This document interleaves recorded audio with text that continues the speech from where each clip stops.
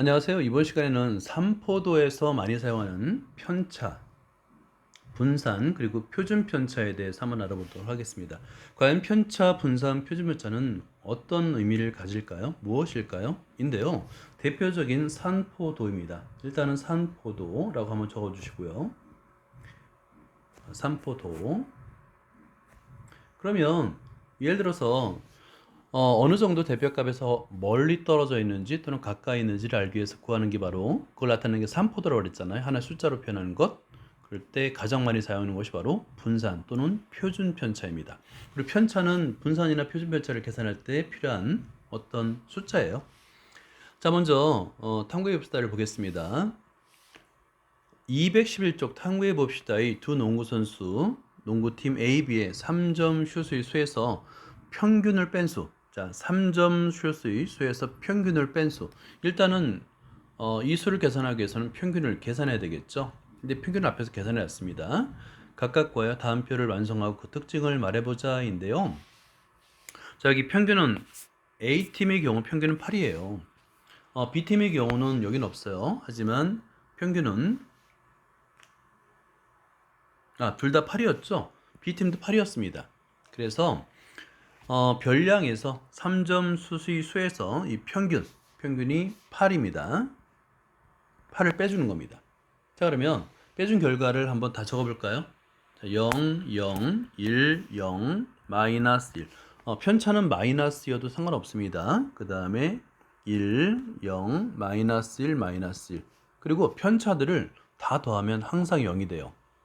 자, 그 다음에 이번엔 B팀을 한번 볼게요. B팀의 경우도 8을 빼주는 겁니다. 1, 자, 2, 마이너스 1, 마이너스 1이 있네요. 그 다음에 마이너스 3도 있고요. 자, 그 다음에 1, 마이너스 2, 그 다음에 0.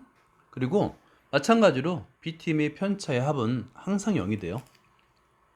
자, 이렇게 표를 완성할 수 있죠. 그러면 이 편차를 계산한 건데 이 편차에 대해서 한번 알아보도록 하겠습니다. 산포도는 여러 가지가 있으나 여기서는 평균 주변에 흩어져 있는 정도를 나타내는 산포도에, 그러니까 이제 평균 주변, 평균을 사용하겠다는 거예요. 평균 주변에 나타내는 정도를 나타내는 걸 한번 알아보겠다라는 거예요. 아무래도 이 평균이라는 것이 대표적인 대표값에서 가장 많이 사용하잖아요. 그죠? 대표값이라 한번 줘볼게요.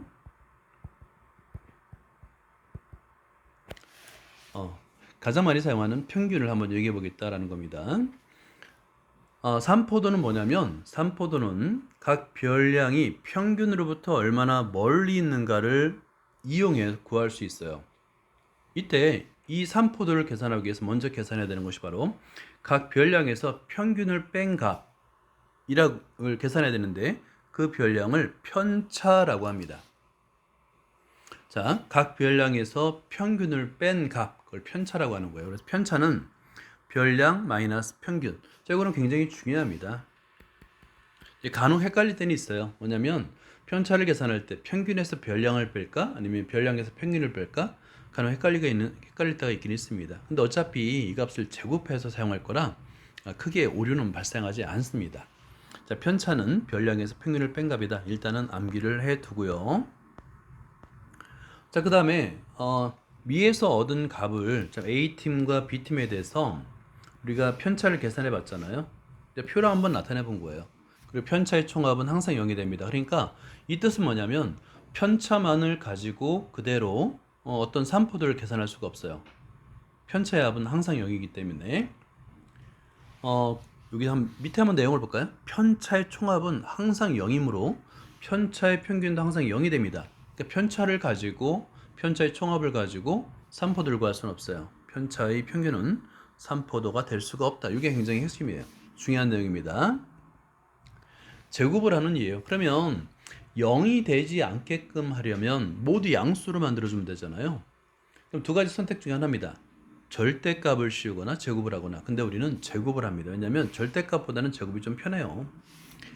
제곱을 하는 이유가 있는데요. 제곱을 하는 이유는 양수로 만들어주기 위해서, 양수로 만들어주기 위해서 제곱을 하는 겁니다.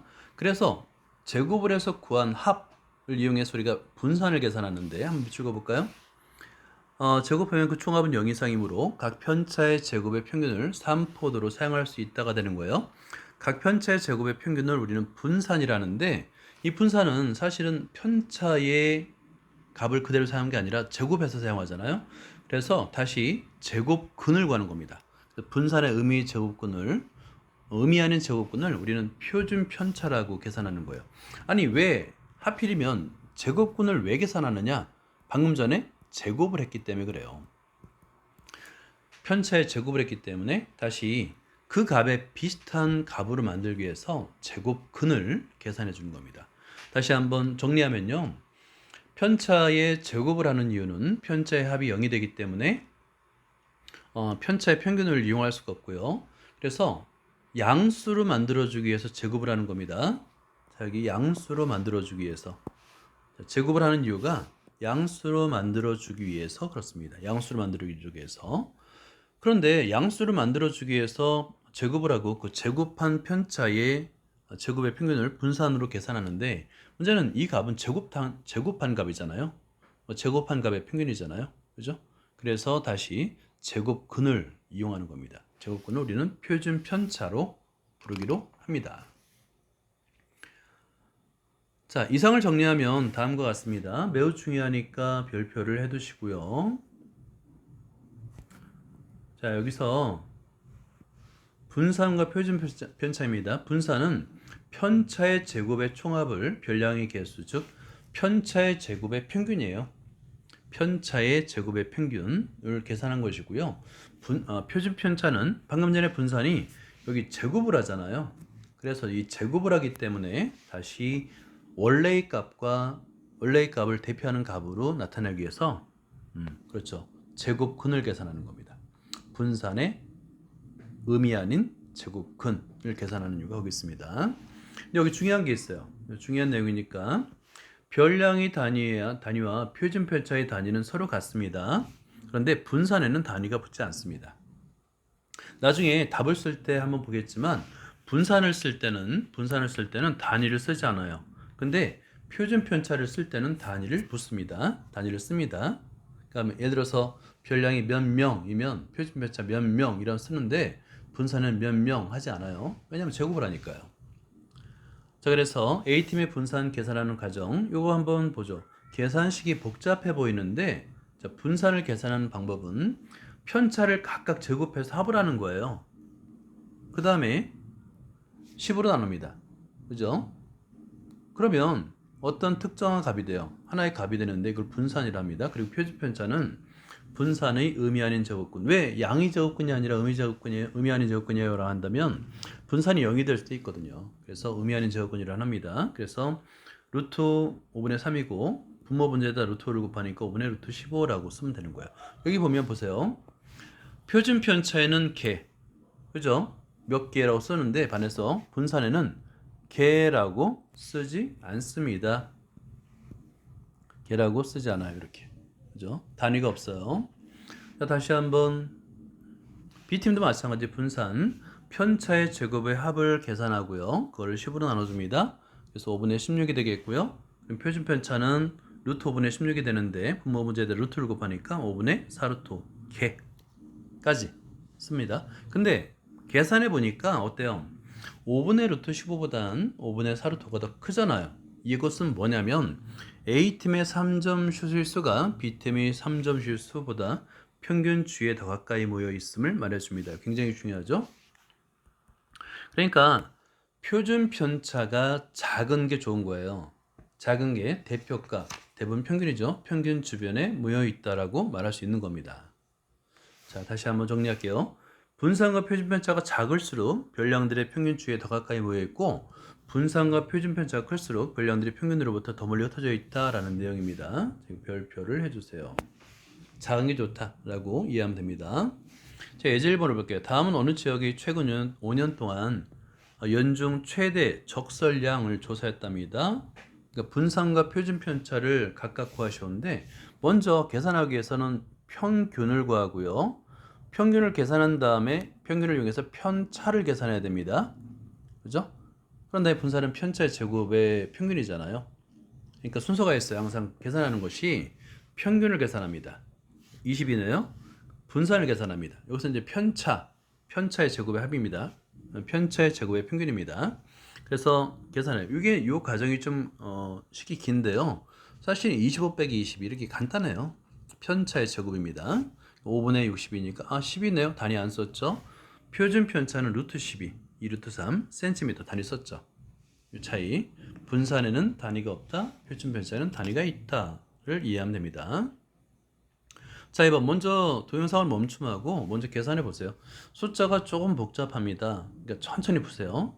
시간을 두고 5년 동안의 8월 최고 기온을 조사해서 표를 나타냈답니다. 자, 그러면 분산과 표준 편차를 계산할 때 아까 뭐부터 계산한다고요? 그렇죠. 평균이 필요해요. 평균. 그리고 편차를 계산해야 됩니다. 먼저 평균을 계산하는 거예요. 그래서 이건 결과만 쓸게요. 여러분들이 천천히 한번 평균을 계산해 보세요. 대구. 자, 대구 평균. 평균입니다. 이것은 5분의 189.5가 돼요. 그래서 열심히 나눠주면 37.92 도시가 됩니다. 그리고 이번에는 대관령 평균을 계산해 볼까요? 대관령 평균도 마찬가지로 결과만 얘기해 줄게요. 5분의 154.5. 그래서 열심히 나눠주면 30.9 도시. 자, 대구는 평균이 37.92도시고요. 대관령은 30.9도시.